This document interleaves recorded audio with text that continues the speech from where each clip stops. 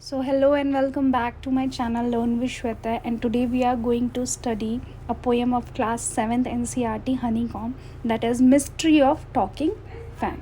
So let's get started. Is there a ceiling fan in the room where you are sitting now? Is the fan quiet or noisy? If it is noisy, you may be sure it is distant relative of talking fan in the poem which you are going to read.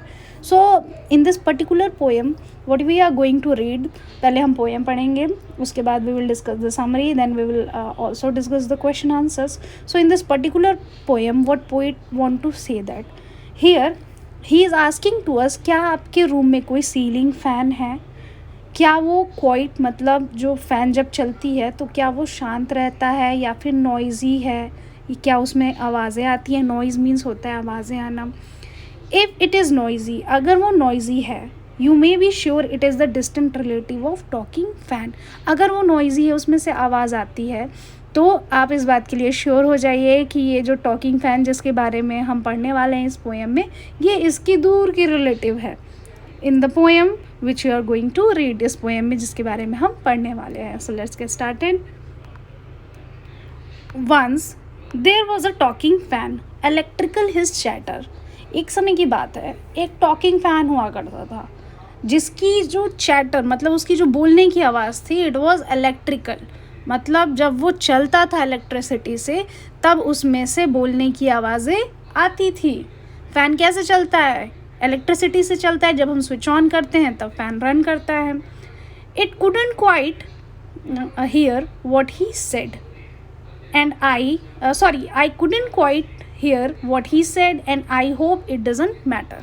So यहाँ पे poet कह रहा है कि मैं नहीं सुन सकता था कि आखिर जो फ़ैन है वो क्या कहना चाहता है, क्या बोल रहा है, और वैसे मुझे इससे ज़्यादा मतलब भी नहीं था. It doesn't matter to me because one day someone oiled it and his little drilling motor. क्योंकि एक दिन कोई मेरे कमरे में आया और उसने फ़ैन का जो मोटर था उसमें ऑयल डाले और उसको साफ़ कर दिया. पूरी तरीके से ऑयल डाला और उसको साफ़ कर दिया. And all the mystery was spoiled, he ran as still as water. So जो मिस्ट्री थी, जो फ़ैन से जो आवाज़ आ रही थी, पोइट नहीं समझ पा रहा था कि ये आवाज़ आखिर क्यों आ रही है. जैसे ही वो आदमी उसके रूम में आया, उसने फ़ैन के मोटर में ऑयलिंग की, ऑयल डाला, उसको साफ़ किया, तो जो मिस्ट्री थी उसकी आवाज़ आने की वो बिल्कुल ज़्यादा क्लियर हो गई, स्पॉइल्ड हो गई, ख़राब हो गई.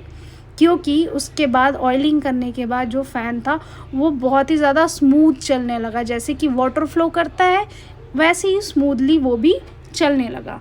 एंड उस तरीके से मिस्ट्री स्पॉइल हो गई. फ़ैन जो है वो ठीक तरीके से चलने लगा. तो पॉइंट है आखिर वो समझ नहीं पाया कि आखिर जो फ़ैन है वो क्यों आवाज़ कर रहा था. And the poem is by mod Robin.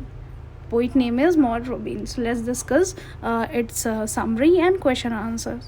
So first of all, I want to tell you that in this particular poem, the poet wants to draw our attention to a noisy electrical fan. The poets imagine that the fan was trying to talk and tries to understand the mystery of its own sound. Poet could not make any idea about why it is making sound and its chatter is electrical or why it is making such a sound. One day an electrician came and put oil in the noisy electrical motor of fan, and the sound stopped, and then the fan moves silently like still water. So this is how we have completed the summary of the poem, and now we will discuss the working with the text with poem like question and answers. So that is first question is, fan doesn't talk but it is possible to imagine that they do. What it is that sound like the fan chatters. So यहाँ पे बोला जा रहा है, poet कह रहे हैं कि फ़ैन जो है वो बात नहीं कर सकता है, लेकिन अगर ऐसा पॉसिबल हुआ, आप इमेजिन कर सकते हैं कि अगर फ़ैन बात करते हैं तो उनके बोलने की जो आवाज़ है वो किस तरीके की होगी.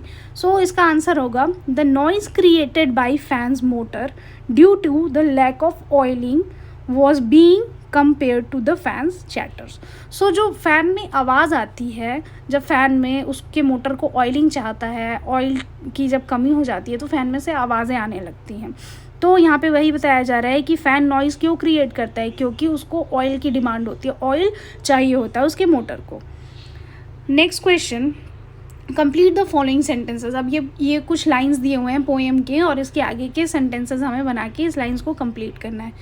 First, the chatter is electric because the chatter is electric because the fan function on electrical motor and the attention of character noise and the attention to the chatter noise was being produced by its motor.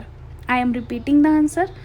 The chatter is electrical because the fan function on electrical motor and the attention of chatter noise was being produced by its motor. Second, it is mysterious because the poet was unable to understand what the fan was saying. It is mysterious because the poet was unable to understand what the fan was saying. Next question, question number 3. Why do you think that the talking fan was? What do you think the talking fan was demanding? The answer is the talking fan seems to be demanding. They need some oiling to some attention. It was demanding oil. The moment it was oil, it feel silent. ठीक है, तो fan क्या demand कर रहा था? Oil. Next question, how does an electrical fan imagine to throw such air when it is switched on? So इसका answer आप क्या लिखोगे? An electrical fan comprises of 3 blades and drilling motor. The moment it switched on, the motor started and began to rotate, forcing the blade to move into the circular movement. In this generate a lot of pressure which forces the air downwards to the direction. So in this question basically we have to mention that कि fan किस तरीके से work करता है. जब हम उसका switch on करते हैं तो फ़ैन घूमता है और एयर की प्रेशर की वजह से वो चलता है. अगर उसमें ऑयलिंग रहती है तो आवाज़ नहीं आती है, ऑयल की कमी होती है तो वो चैटरिंग आवाज़ क्रिएट करता है. जो लास्ट क्वेश्चन है आपका, is there a talking fan in your house? Create a dialogue between a fan and a machine. So this question is to be completed by yourself only. If you want to complete it, you can create a narration dialogue between a fan and a machine. So this is how we have completed this poem. If you like this poem, give a like to video, subscribe my channel, and also comment on it. Thank you so much.